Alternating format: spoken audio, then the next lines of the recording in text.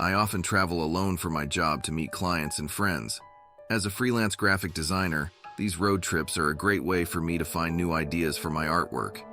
It was one of those nights, around 11:30 p.m., when I found myself pulling into a rest stop after driving for hours. This wasn't just any rest stop. It was pretty isolated, surrounded by thick, dark woods, and only a few dim lights flickered above me. The small shop that usually welcomed travelers was closed, its windows dark. But the old, run-down washroom was open for anyone desperate enough to use it. As I parked my car, I couldn't help but notice the other vehicles around. They were empty and covered with a layer of dust and leaves, as if no one had moved them for days. As I stepped out of my car, hit by the cool air, I suddenly felt uneasy by just how quiet this place was. I stretched my legs and took a deep breath, telling myself I just needed to focus on going to the washroom and getting right back on the road. I locked my car and headed towards the washroom. It was not very inviting. The light inside was weak and flickering. The walls were dirty all along the floor, and the smell made you want to hold your breath. As I entered, I thought I heard whispers. They were soft and hard to make out, coming from one of the stalls. I paused, listening, but the whispers stopped as quickly as they had started. Curious and a bit worried, I pushed the stall door open, but it was empty. Just as I was about to leave, a shadow darted past the window outside. Startled, I jumped to hide myself. Someone was definitely out there. Feeling a rush of nervousness, I hurried back to my car. I tried unlocking it with my key fob, but it didn't work on the first try, which was unusual. After a couple of tries, it set off the alarm. I managed to get the alarm to stop, but it was clear someone must have messed with the door locks for my key fob to not work. My hands felt shaky, and I looked around, suddenly very aware of how isolated I was. Who else could be lurking around this nearly abandoned rest stop? And why? What do they want? Just before I reached my car, through the passenger window, I saw a figure duck down on the other side of my car. I knew I was in trouble. Instead of getting into my car, I turned around and hurried back towards the building, hoping to find a safer place to think and maybe a way to call for help. Once inside the washroom again, the sense of danger became real. I could hear the crunching of gravel under heavy boots around the outside, like someone pacing, circling the building. I tiptoed over to one of the windows and peeked out. There, under the flickering light of an overhead lamp, I caught glimpses of a figure moving secretively. Each time the light flickered on, the figure was closer to the building than before. Suddenly, a rock smashed against the window I was looking through. Spider webs spread across the glass. I ducked instantly and crawled on my hands and knees into a storage space behind the washroom to hide. The room was dusty and filled with old, forgotten supplies. As I huddled behind a stack of boxes, I heard the terrifying sound of the door handles being tried. Then, one of the doors creaked open. He had found an unlocked door. My breathing stopped for a moment. In the dim light of the storage room, I noticed a pile of old, dusty mirrors leaning against the wall. Desperate, I grabbed a couple and angled them towards the window, trying to catch the light from the street lamp outside. I moved the mirrors back and forth, sending flashes of light out towards the highway, praying that someone would see the signals and stop. Each second felt like an eternity, as I listened to the soft footsteps of the stalker moving closer within the building, all while I kept moving the mirrors, hoping for a miracle. Just when I felt like my arms couldn't wave the mirrors any longer, the rumble of a large truck pulling into the rest stop reached my ears. The flashing lights must have worked. The sound of the truck's engine was the most wonderful noise I had heard all night. As the truck came closer, I heard the crunching of gravel stop suddenly. The stalker must have heard it too, because the footsteps that had been creeping closer through the building suddenly turned and hurried away. I peeked out from behind the boxes and saw the truck's headlights sweeping across the front of the building. The door of the truck opened, and a big, tall man stepped out. He called out in a deep, loud voice, "Is anyone here? Do you need help?" His voice echoed through the empty rest stop, scaring away the silence and fear that had filled it just moments ago. I stepped out from my hiding spot and called back, "Yes, I'm here. Please, I need help." I walked towards him, my legs shaky but grateful to be moving towards safety and away from danger. The truck driver was kind and concerned. He listened as I quickly explained what had happened.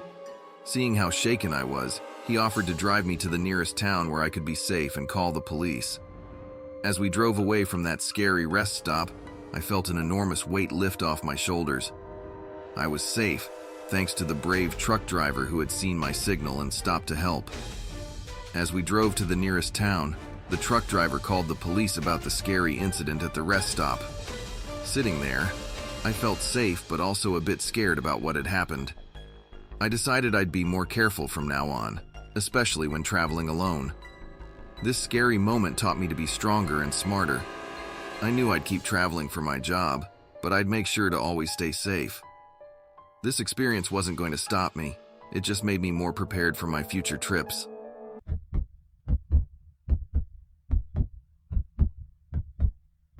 It was a chilly Saturday, and the sky was getting darker with clouds that promised rain later that evening.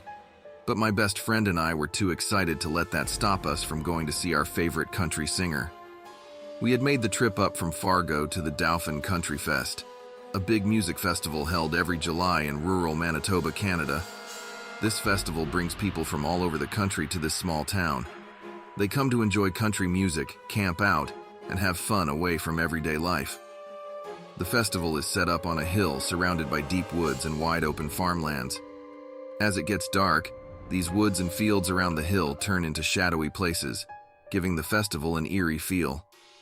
The hill itself fills up with tents and campers, turning into a lively spot where music fans of all ages come together. At the Country Fest, the air smells like pine trees and campfires, and you can hear guitars and banjos playing. People are laughing, eating, and drinking, and singing along with the music. It's a place where you forget your worries and just enjoy the moment with music and friends. But that night, as we walked among the happy crowds, lit by the stage lights and fires, and not at all bothered by the occasional spurts of rain, I didn't know that things were about to change. My friend ran into a couple of guys she met at a group skiing trip in Vancouver the year before. Since I had to go to the toilet, I left her to chat and catch up while I braved the long line at the washrooms, and we arranged to meet up at the same spot in 15 minutes. When I came out of the washrooms, I could not find my friend or the two guys she was talking to anywhere. Not sure what to do, I decided I would just find a spot to enjoy the final act, and then head to where we parked the car when the show was over. Surely she would find me there. As the final notes of the last performance lingered in the air, I started making my way through the bustling crowd, eager to beat the rush out. But I quickly noticed something unsettling. A man I had bumped into earlier, the one with the uneasy smile, seemed to be everywhere I turned. At first, I thought it was just a coincidence with so many people around, but it soon became clear that it wasn't. The crowd thinned a bit as I moved toward the exits, and that's when I felt a prickling sensation on the back of my neck. Every time I glanced back, there he was, a few steps behind me, matching my pace. His presence loomed larger with each step I took, and I could feel my heart beating faster and faster. I tried to tell myself to stay calm, that maybe he was just heading the same way, but he kept staring directly at me. Wanting to handle the situation calmly, I stopped and turned to confront him. "Can I help you with something? Are you lost?" I asked, trying to keep my voice steady. He just smiled, a cryptic, unsettling smile, and said nothing. Then, without another word, he continued following me. My attempts to defuse the situation had failed, and now, his intentions felt undeniably sinister. My stomach churned with anxiety as I realized I needed to find a way out of this quickly. In a desperate bid to shake him off, I ducked into a dense group of people heading toward the parking area, weaving through them, hoping to blend in. But when I dared to glance back, my heart sank. He had paused, watching from a distance, and then continued to follow, undeterred by the crowd.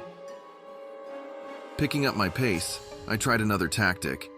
My wrist was adorned with a flashing festival bracelet, bright and noticeable. I began tapping it frantically, turning it into a distress signal, hoping against hope that someone would notice the urgency in the flashing lights and my quick, nervous movements. The festival grounds started to empty, and the areas became less crowded. That's when he saw his chance. He quickened his steps and came closer, pretending to ask for directions. "Hey, could you help me find the exit?" he called out, his voice feigning confusion. The question was a clear ploy to stop me, to isolate me from the thinning crowd. My heart raced with fear, and I knew I couldn't let him catch up. Realizing the danger was too close, I turned and saw a family group nearby, a couple with young kids, laughing and walking together. Without hesitating, I sprinted towards them, my breath heavy, my mind racing with panic. I hoped that the presence of children would deter him from doing anything in front of witnesses. As I reached the family, I didn't stop to explain fully. I just merged into their group, glancing back to see his reaction. As I reached the family, I quickly blurted out, "I think someone is following me." The parents immediately understood the urgency in my voice. The father stepped closer to me while the mother pulled her kids a bit tighter to her side. They formed a protective circle around me as we walked towards the well-lit main exit of the festival. I kept glancing back nervously, and I could see him, the stalker, hesitating as he watched us move. The presence of the family, their protective stance, and the bright lights from the exit seemed to make him think twice. After a moment that felt like forever, he turned around and melted back into the shadows of the night, disappearing from view. I was so relieved as we reached the safety of the exit, I thought I was going to throw up. The lights of the parking lot felt like a beacon of safety, and the family stayed with me, ensuring I felt secure. The threat was gone, and I was safe, thanks to the kindness and quick action of strangers who had become my unexpected guardians. Once we were safely out of the festival grounds, the kind family stayed with me until my friend arrived. Standing there, I felt a huge mix of relief and fright.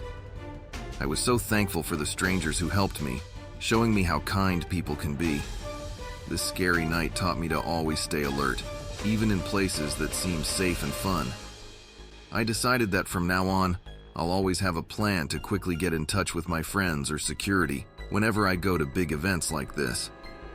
It was a night I'll never forget, and it changed how I think about staying safe.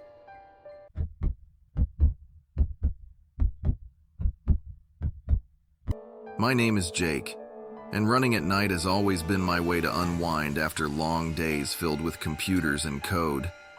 I work in IT, so by the time I leave the office, it's usually pretty late. That's when I hit the trail, around midnight. There's this one trail I love. It's secluded and winds through a wooded area just on the edge of our town. At night, it's especially peaceful. Just me and the path and the night sounds. Tonight was no different. Or so I thought as I laced up my sneakers and started my run. The air was cool and crisp, perfect for a good long run. The path under my feet was familiar, and all I could hear were my own footsteps echoing in the quiet. Everything was normal, just the way I liked it. But I had no idea that tonight's run would be different, that it would turn into something right out of a scary movie. As I settled into my rhythm, something odd caught my attention. At first, it sounded like an echo of my own footsteps bouncing off the trees. But the more I listened, the more I realized these weren't echoes at all. There was a distinct, rhythmic set of footsteps crunching the gravel behind me. Someone was following me. I tried to shake off the creeping unease, telling myself it was just another night runner or maybe an animal. So, I picked up my pace, pushing myself to run faster, hoping to leave behind whatever was trailing me. But the footsteps increased their speed too, matching mine perfectly. That sent a real chill down my spine. This was no coincidence. Someone was definitely following me. To be sure, I came up with a plan. I slowed down, pretending to need to tie my shoe, and as I bent down, I listened intently. The moment I stopped, the footsteps behind me stopped too. It was too sudden, too quiet.